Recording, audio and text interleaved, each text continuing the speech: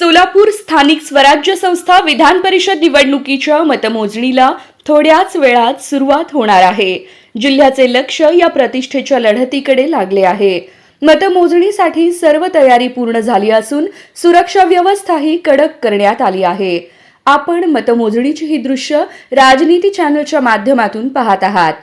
या निवडणुकीत भाजपचे राजेंद्र राऊत आणि राष्ट्रवादी काँग्रेसचे वसंत देशमुख यांच्यात थेट सामना रंगला आहे.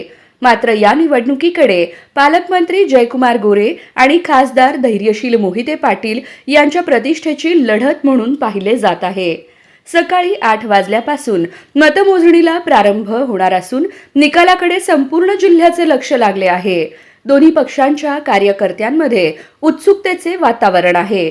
मतमोजणीच्या प्रत्येक फेरीकडे राजकीय वर्तुळासह सर्वसामान्य नागरिकांचेही लक्ष लागले आहे.